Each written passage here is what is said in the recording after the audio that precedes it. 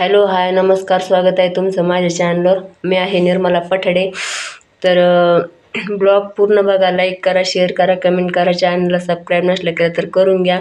आणि आमच्या इकडं कांदे लावायची पद्धत कशी आहे ही तुम्हाला मी ब्लॉगमध्ये दाखवलेच आहे ब्लॉगद्वारे. आणि तुमच्याकडं कशी आहे ती पण मला ब्लॉगद्वारे दाखवा. हे कमेंटमध्ये सांगा कशी लावतात. आमच्याकडे कसे लावले ते तर तुम्हाला दाखवलेच मी ब्लॉगमध्ये. तर अशी कांदे लावायची धावपळ चालली, कारण मोबाईल काढायला आणि शूटिंग घ्यायला पण वेळ नसतो. पण तेवढं मग मी न काही बोलता फक्त शूटिंग घेतली बायांची आणि पटकन मोबाईल ठेवून दिला. तर म्हणलं चला आता यांना सांगू. हे म्हणते ना, अचानकच यांनी कुठं कांदे लावले. तर कांदे मागच्या ब्लॉकमध्ये दाखवलंच तुम्हाला कांदे कसे लावतात. कांदे लागवड चालू आहे म्हणून. पण त्यात कांदे लावताना भाग टाकला नाही, कारण तो ब्लॉक खूप मोठा होत होता म्हणून. तोच पार्ट आज आहे. तर ब्लॉग नक्की बघा, लाईक करा, शेअर करा, कमेंट करा. चॅनलला सबस्क्राईब नसलं केलं तर करा. आणि अशीच असती मग आपली कायमची धावपळ. तुम्ही तर बघतातच, एक काम झालं दुसऱ्या कामात सुरुवात असती, दुसरं झालं की तिसऱ्या कामाची तयारी असती. आयुष्यभर हे तर चालणारच आहे. पण तुमचा सपोर्ट असला तर कधीतरी, जर नशिबात असलं आणि तुमचा पण सपोर्ट असला तर कदाचित हे काम हातातून माझ्या जाऊ पण शकतं. याला तुमच्या सपोर्टची गरज आहे. तर मोठ्यांना तर आपण भरपूर मदत करतो, ज्यांना गरज नसते त्यांना. पण ज्यांना गरज असते, जे तळतळून म्हणत असताना आम्हाला तुमची गरज आहे, तिथं माणूस थोडं हे करतं. तर तसं नका करू. माझंच जाऊ द्या, पण प्लीज कुणी पण गरीब असलं ना त्यांना मदत करा. आणि आपल्या लेवलला आले, आपल्या मागचे जर आपल्या लेवलला आले, आपण ज्यांना सपोर्ट केला त्यांना, तर त्याच्या इतका आनंद कुठंच नाही. मी तर पहिल्यापासून हेच समजते आणि अजून पण तेच समजते, कारण मला त्याच्यातच आनंद वाटतो. मलाही ना कुणालाही मदत करायला आनंदच वाटतो. आणि आज मला पण तुमच्या सपोर्टची गरज आहे. तर चला मग, जसं तुम्हाला काय होईन, शक्य होईन तसं, आहे का नाही, मदत कराच. मदत करा म्हणजे मदत दुसरी काही नाही लागत, मला फक्त तुमचा सपोर्ट पाहिजे. तर चला मग, आता जायचं आहे काम, म्हणजे राहिले थोडेसे कांदे लावायचे. कांदे लावायला जायचं आहे. हो म्हणलं ते आधी तुमच्याशी थोडंसं बोलू. आणि जेवण करता करता बोलू राहिले, कारण मोकळं बोलायला वेळ नाही माझ्याकडं.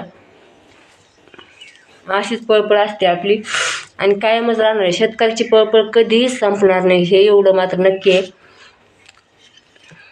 जे असन ते असन, आहे का नाही. आणि तोवर कष्ट करता येते तोवर केलेच पाहिजे.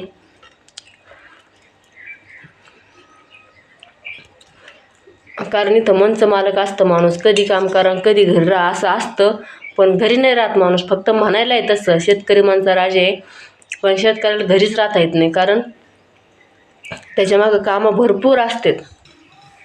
आणि घरी जरी राहिलं ना तर तो असं झोपणार कधीच नाही का आज सुट्टी आहे, आज कुठं जायचं नाही, आज काही काम नाही, मग मी आज घरी थांबतो, असं नाही आहे. कारण ते वावराला चक्कर मारून तरी येईन, कुठं बांधावरचं काँग्रेस असलं तर उपटीन तरी, कुठं एखादा दळ खुरपीन तरी, काहीतरी शेतकरी करीतच असतो. त्याच्यामुळं जाऊ द्या, ते चालूच असतं. पण 4 दिवस असे जर जास्त पळपळीचे आल्यानंतर आणखीन हाल होतात. आणि त्यातली त्यात शेतकऱ्याला जिथं तिथं कॉम्प्रोमाइज आहे.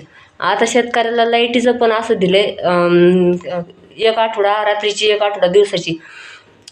तर दिवसाच्या आठवड्यात भरणं नाही झाले तर रात्रीचे शेतकऱ्याला दार धरायला जावं लागते. त्याच घाईमुळं दिवसाच्या लाईटीत, ह्या आठवडा दिवसाची लाईट होती म्हणून म्हणलं दिवसाच्या लाईटीत कांदे लावून होते. तर त्याच्यामुळं आमची घाई चालली आणि कांदे लावायची गडबड चालली. पण नाही झाले. आज सोमवार आहे, आज परत दिवसाची लाईट लागली, हे रात्रीची लाईट लागली तिकडं. तर मग आज तिथले कॅन्सल केले, कारण तिथं आज दिवसभर लाईटच नाही आहे. आज घरापाशी सिंगल फ्यूज आहे ना, तर मग इथंच घेऊ म्हणलं लावून. तर इथं लावून राहिलं. आता विलाज नाही त्याला, असं कोण विचार करेन एवढा शेतकऱ्या राजाचा, आहे का नाही. शेतकरी राजाचा विचार केला तर लवेन प्रत्येक गोष्टीत तर शेतकरी राजाच मरतो. म्हणून तर बाकीचे सगळे सुखी खातात. त्याने जर तटीला लागला तर कोणालाही नीट खायला भेटणार नाही. पण असं लोक विचार करीत नाहीत आणि दुसऱ्यांनी विचार करून उपयोग नाही. ज्याच्या हातात आहे शेतकऱ्याला आजचा विचार करायचा त्यांनीच केला पाहिजे, दुसऱ्यांनी करून तरी काय उपयोग आहे की नाही. तर चला मग बाय. लाईक करा, शेअर करा, कमेंट करा, चॅनलला सबस्क्राईब नसलं केलं तर करून घ्या. तोपर्यंत बाय, भेटू पुढच्या ब्लॉगमध्ये. तर असा आलाय लसूण, असा आलाय गहू. हे बघा गहू, गहू भारी दिसतोय बरं का. गहू आता चूड करायला लागला, पण लसूणच थोडा पातळ दिसतोय मला, लसूण थोडा पातळ. तरी दाबला घास.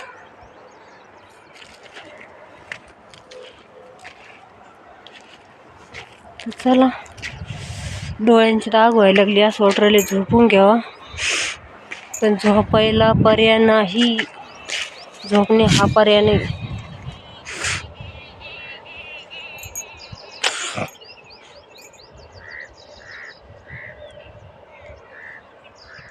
चला मग भेटू पुढं उद्या. हे थोड्या याच्यानी रोपाच्या वावरात दिलं. तोपर्यंत बाय. पडून दिलं पडवीत दिलं सोडून ते कोणला चपला माया तिकडे जात तिथं दिलं पडवीत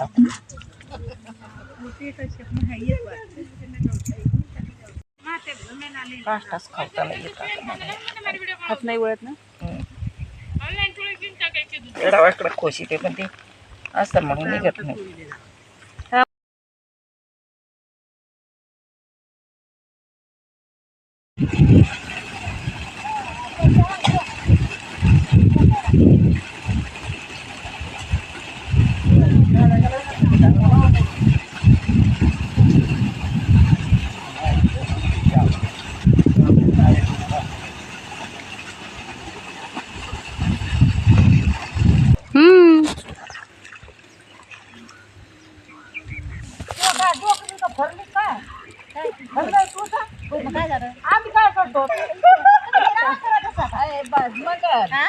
घुसावकडू करत ओढी पडली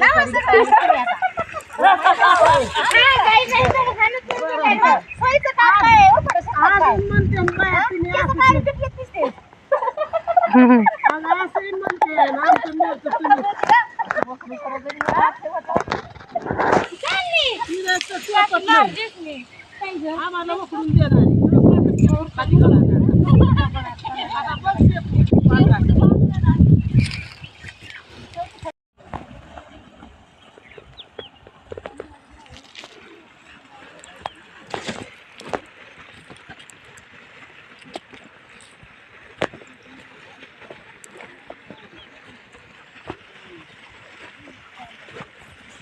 मैत्रिणींनो, आमची झाली जेवायची सुट्टी. आता परत उठलोय.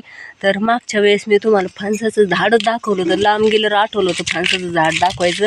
तर बघा असं फणसाचं झाड असतं आणि त्याला फणसं आलेलं दाखवतो तुम्हाला. छोटे छोटे फणसं आलेत, अजून मोठले व्हायचे ते. हे बघा असे फणसं असते, मग ते मोठले होत असते आणि मोठमोठले चांगले इथं खोडाला दिसत असते. याची सावली बघा किती गार होत असते. गार सावली फणसाची लय. आणि आंबा पण फुटलाय. हे बघा आंब्याला, सगळ्या आंब्याला कैर येते ना, आता सगळ्यांना बार आलाय.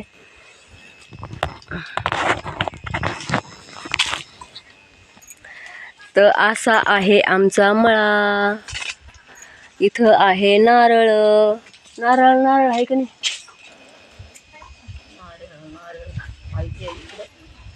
आहेत म्हणतात आता काही नारळ.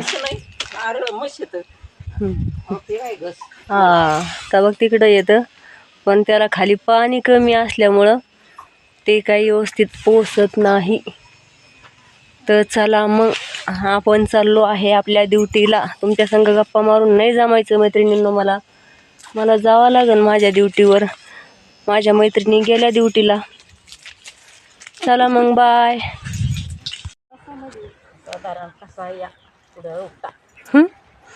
कुठं उपटा कुठं डिगलं झाला, फक्त उपटा. रोप उपटायचं काम चालू आहे आमचं.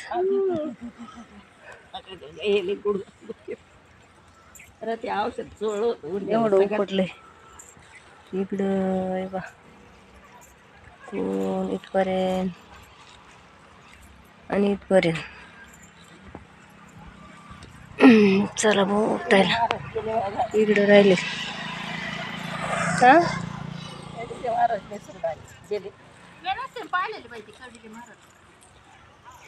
येत होते निधं. आता कालच कीर्तन झालं नव्हतं गावात मागच्या वर्षी. आता गावात काय आले आता जमाना झालं गावातलं काही ऐकलं. इकडे बायाला विद्यात त्याची आडंगी तुम्हाला दिसतात का? तिथं बायाला विद्यात. काय संपलं काय तिथं.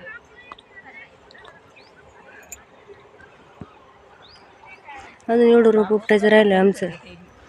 हे खांड हे इकडचं तेवढं